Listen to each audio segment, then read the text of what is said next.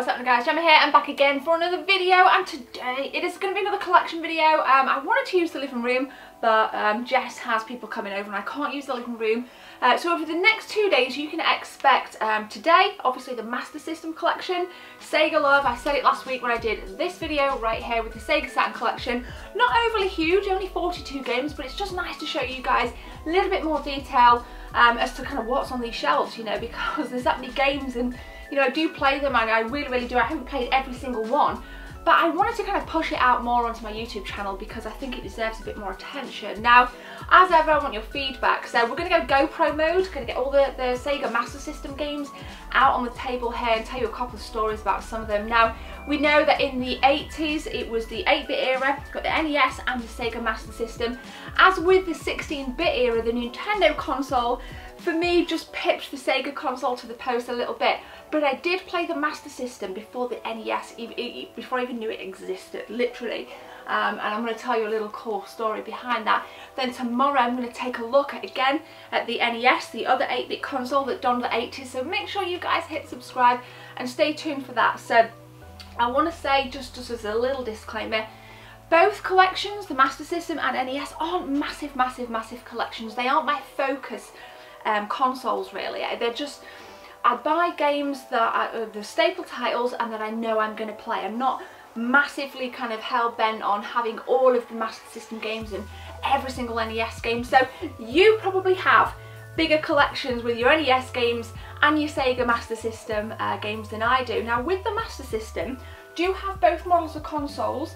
I've got the Master System Mark 1 here and the Master System Mark 2. I'll post some stuff on my Instagram if you guys want to check, you know, additional pictures out from these videos over the next couple of days. So please let me know recommendations as always. So we're going to switch to GoPro mode, we're going to check it out, and then we'll come back and we'll conclude. Ready? Ready? Ready? So here we go guys, we've got the Sega Master System Collection here. Got a couple of unboxed games as well off in the shelves down here somewhere down there. But we're going to focus on box collection. Now again, isn't a huge collection by any stretch of the imagination, but nonetheless it's just nice to show you guys. So kicking it off is a nice staple title. We got Streets of Rage. My favourite obviously is the Sega Mega Drive version, but this isn't too bad actually, it plays really well. Graphics don't look too bad for 8-bit. I've seen worse 8-bit games than this, so don't be put off by it. Let me know if you've played it on the Master System. I really love these like original boxes. The box art developed a lot on the Sega Master System, but older stuff had this like grid, this horrible, at the time it looked horrible, but I think it looks really cool now. I think it amplifies the retroness really, so that's pretty darn sweet. And obviously the Streets of Rage box art always kicks ass. This, I think it is box complete. Yep, we got a box complete copy. A staple title really, like I said, I only collect staple titles. Just as a little story, just before we carry on with this, the Master System was the first console I played outside of the ZX Spectrum at my friend Sean's house. So I have a bit of nostalgia punch for this. It was Alex Kidd that I first played. It was built in one of the Sega Master Systems that he had, so that was pretty darn sweet. So Streets of Rage, then Speedball. Never played this as a kid at all, never played it as a kid. Not necessarily a staple title, but still something that you need to kind of go and check out. Bitmap Brothers, classic, love the Bitmap Brothers. I think they did quite a lot on the Amiga as well. Now it'd be stupid to talk about the Master System or really any console from the 80s onwards without mentioning Paperboy. First seen on the arcades, as you guys know, you got to deliver your papers, avoiding certain houses and obstacles along the way, and obviously you can kind of pick easy street. We've got middle road and hard way. Awesome, really like that little kind of gimmick there of them kind of naming different streets to represent the difficulty of the game. So Paperboy, box complete. Manual isn't in brilliant condition. You can see there's some kind of fraying around the edges, bit of a dirty kind of manual, but a classic. Master of Darkness, I'm going to show you all of these by the way. Anything that I don't show you will be on Instagram, so check it out. Now for me this was the Sega Master System's answer to Castlevania. Goes for quite a bit, but I picked this up from John Shaw's, so it's just absolutely fabulous. I never played it as a kid because I soon kind of became absorbed in the 16-bit era and I left the NES and the Sega Master System behind. Tomorrow actually I'm going to be doing my NES collection, so keep an eye out for that. As I mentioned, now box complete again. These boxes sometimes feel a little bit fragile and shoddy, but nonetheless pretty cool game. Now, as I said, look at the difference. The Master System box is developed to get rid of the grid. As you guys can see, the difference there is pretty darn obvious. And Cool Spot again is another really cool game. Excuse the little cool, double cool word there. First played this, I believe, when did I first play this? I think it was the Mega Drive at my friend Paul's house. I actually never knew it existed on Master System until I started collecting again. And as you guys can see, this is in pretty nice condition.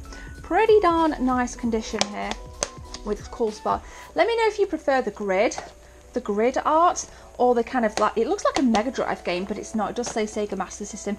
I prefer the box art, excuse me, where the art goes all the way to the edge. But yeah, so just putting this here, just reaching for this, guys.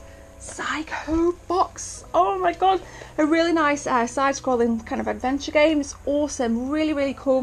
Kind of Psycho Fox, I guess, for me, aside from Alex Kidd, Psycho Fox really pops out as a mascot of the Sega Master System era.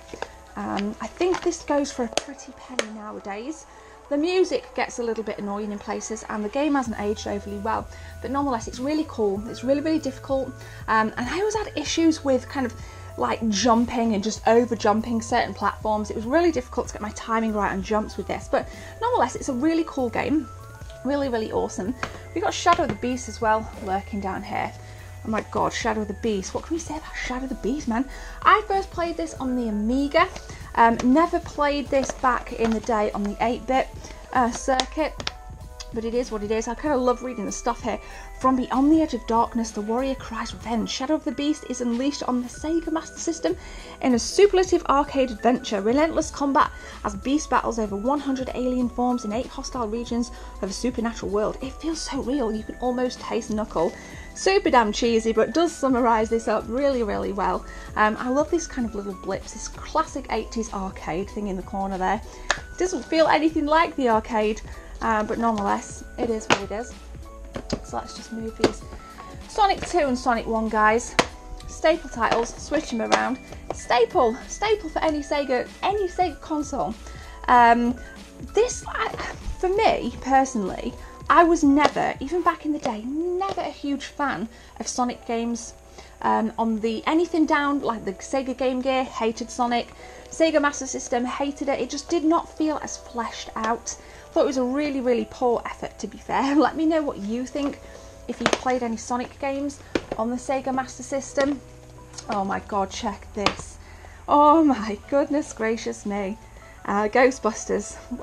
Again, a game I never played back as a kid, but I have played it now from my collection. It is what it is.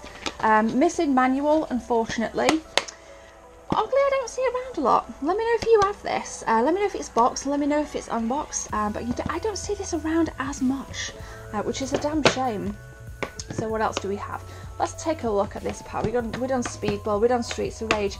Alex Kidd and the Lost Stars. Not the best Alex Kidd game by any stretch of the imagination.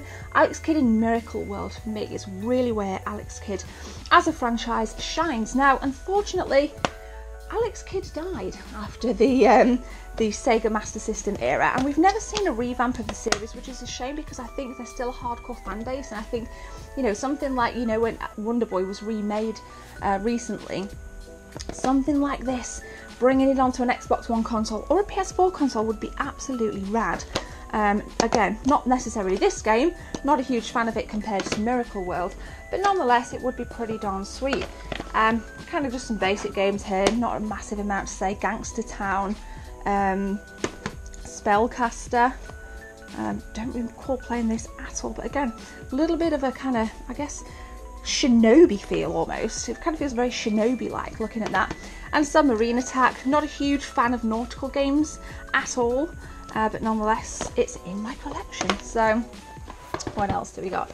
Super Smash TV, oh my goodness, Road Rash, wow, mint game, back in the day when EA were actually good. I really liked EA games back in the day. Yeah, I mean, it's a motorcycle game or motorbike game, whatever you want to kind of pronounce it as. And the object of the game is just to kick people off their bikes and win and just, you know, progress by being violent. Sounds pretty dodge, but it's actually quite cool. Really cool game. Speedball 2, again, mint game. Super Space Invaders. Oh wow, Lemmings. Flipping Lemmings! PC, at school, on those rainy dinner time breaks, used to go into the PC rooms and just play a ton of Lemmings. Basic premises, as you guys know, just to save as many Lemmings as possible from obstacles. You have to build things, navigate them around, hopefully saving everybody, but I'm just crap on it. I'm just terrible on it, really, really bad. Aladdin, super cool platform adventure game. Graphics are pretty good really for an 8-bit game. Really, really impressed with this. Again, prefer it on the Mega Drive, but nonetheless, it is what it is. It's kind of nice to have. What else? We've got Asterix, Double Dragon. Not the best port by any stretch of the imagination, but it does ooze classicness. Just friggin' oozes it. And for me, aside from like the arcade version, this is definitely right up there and one of my favourites. Absolutely love it. Box complete, guys. Again, pretty shoddy manuals throughout these. Xenon 2. Oh, guys, check it out. Castle of Illusion. Sorry, Mickey Mouse. Awesome game. Again, Mega Drive is where it shines. Loads of eclectic craziness going on through this. Popping colours, mad levels, loads of different random things going on. It's just like a really bad dream. This game is just a really bad dream is the best way I can think to describe it. But it's still cool, and I think there's more of a fan base really on the 16-bit side of things rather than on the 8-bit stuff here. What else we got? World Grand Prix. Nothing major to say about this. Not a huge fan. Gauntlet, good game, really good game. Robocop versus Terminator. What else we got? Speaking of not necessarily Robocop, but Robocods, James Bond, classic franchise. Again, quite eccentric, and a franchise that I didn't see much after the Amiga days. Would you like a reboot of James Bond? Cool guy, just kind of random fish guy that kind of wiggles on his fin through various obstacles. A nice little side-scrolling adventure game. Desert Strike, bloody love Desert Strike. Was it Desert Strike and Jungle Strike? Absolutely awesome. Again, kind of top-down isometric angles, really, really cool. Blowing up bases, picking up people, you know, saving hostages. I just loved it back in the day. Really, really loved it. Not so much on the Sega Master System though, as a kid, because I did play this as a kid, but unfortunately, I prefer it now, I'd probably say on the Mega Drive. But yeah. Outrun Europa. Again, I think this goes for a fair bit. Not the best Outrun game. I think this is kind of a spin-off really than anything else, but I think they've done well just to kind of brand it as Outrun, and you know, people think, oh, it's an Outrun game, I'm going to buy it, but it is nowhere near as good as the classic Outrun that we know with just the red car, and you know, you kind of pick in your tracks which route you want to go to success, but this isn't overly great. Rainbow Islands, and that is pretty much it, guys. Really, that is pretty much it. I picked this up at one of the last gaming markets I went to, heard really good things about it. Actually still yet to play it, so if you've played this, please let me know. That is super cool. So guys, that is pretty much it. We've got a dust pile here as well from these games. We're going to conclude now, but let me know in the comment section what you think about this. And again, this was my first console. My first console was this at my friend Sean's house. It was awesome. Good memories of playing Alex Kidd. Overall, great era, the 8-bit era. So there we go, the beautiful 8-bit Sega Master System. Again, like I said, first played with my friend Sean. He was a family friend. Don't see much of him now, but back when my mum was alive, his mum and my mum were friends, and the kind of our back garden backed onto his back garden in the estate that we lived in. So it was really nice just to kind of, you know, do that, because it's massively nostalgic for me. It was one of the first consoles I played. My ZX Spectrum was the first, which is more of a kind of computer really than a console. So the Master System for me was, like I said, the first console that I kind of ever played. So that's like super damn cool. But for now, guys, I hope you're having a beautiful day. Please hit like if you enjoyed the video, and please share. I'm almost at 15k. Get me to 15k subscribers. I keep reading comments and people saying, wow, you know, you deserve so much more.